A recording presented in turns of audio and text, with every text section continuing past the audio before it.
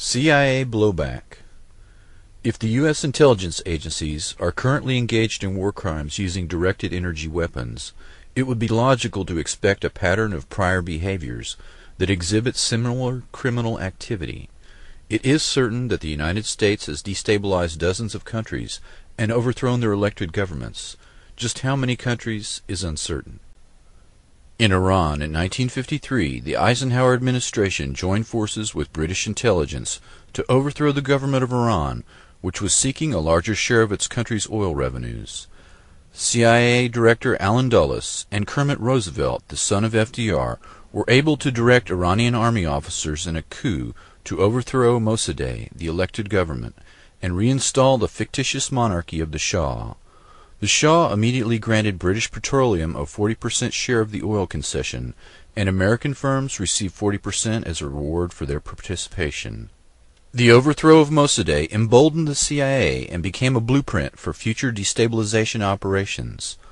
Mossadegh represented the legitimate aspirations of a nationalist democracy that was thwarted in the name of anti-communism. The resulting chaos and radicalization of Iran is a direct result of interference in the internal affairs of that nation, what is referred to as blowback, the unintended negative consequences of covert actions against foreign elected governments. The Shah was described in a confidential CIA report as a dangerous sociopath who suffered from a dominating father and a sense of the illegitimacy of his mandate to rule. Savak was the name of the Shah's feared secret police, set up with the help of the CIA. The excesses of the Shah and the American selected and trained Savak led to the emergence of the Ayatollah Khomeini and a hostile regime that views the U.S. as a force for evil in the world, hence the litany of referring to the United States as the Great Satan. Guatemala. In 1954, the CIA accepted and carried out a proposal from United Brands, Chiquita Banana, to overthrow the Guatemalan government, which was the only democratically elected government Guatemala had ever had. United Brands and the CIA replaced that government with 40 years of bloodshed under a series of barbaric right-wing dictators. U.S. taxpayers continue to fund these regimes under the repeated threat that if they do not, the Guatemalan people will fall prey to communism. A mere 2% of the population owned 72% of the land. 90% of the landowners were confined to the poorest 15% of the land. United Brands owned the railroads, the ports, and vast tracts of some of the most productive land on earth.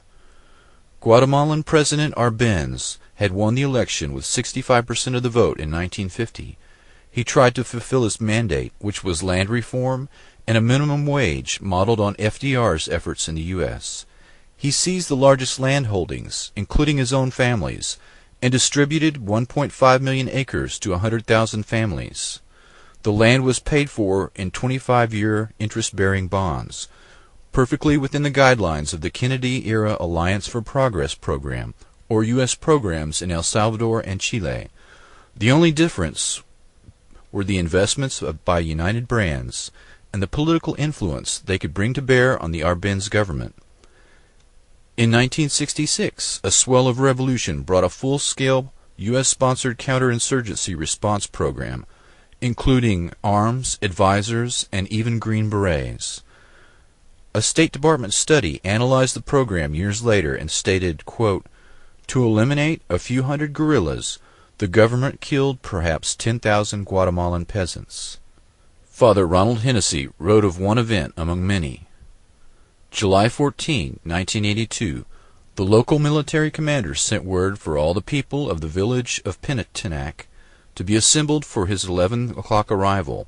At 4 p.m., all of the men, with their hands tied behind their backs, were escorted by the soldiers into one house, shot, stabbed, and piled one on top of the other and covered with burnable items from the house, which were sprinkled with gasoline and set on fire.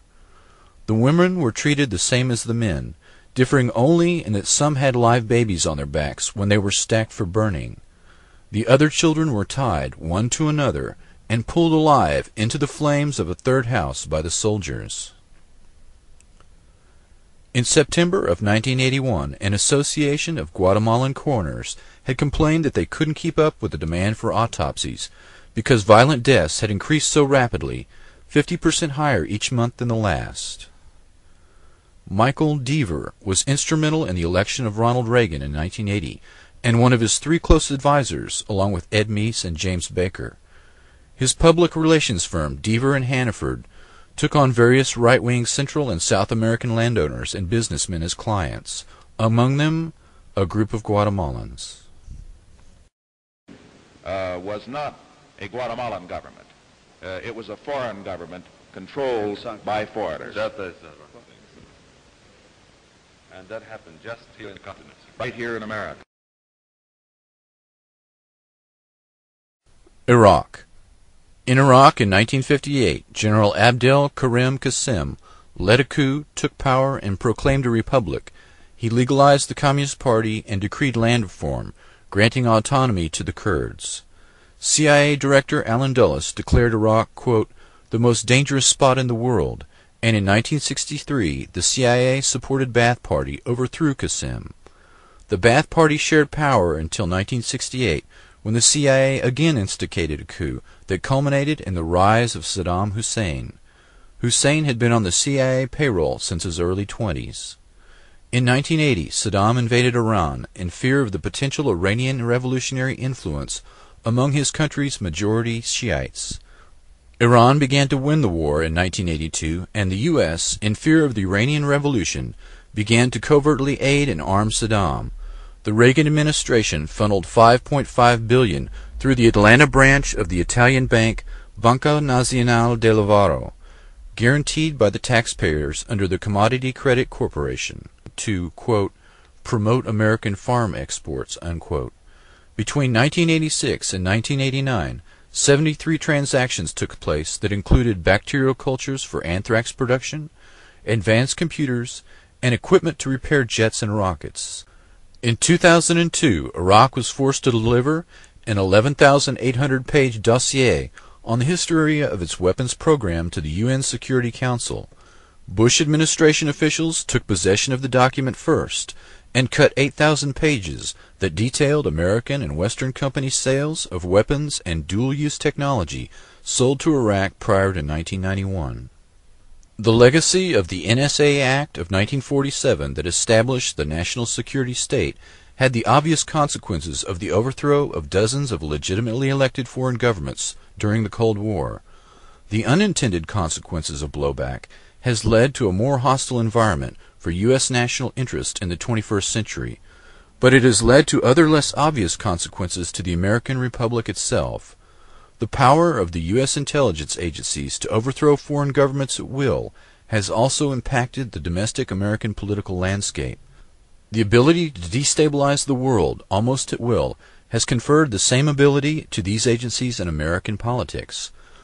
For men with this kind of power, the temptation to play God on the American landscape and to control the future direction and fate of the United States has been irresistible. The temptation to use public power and play God is almost irresistible.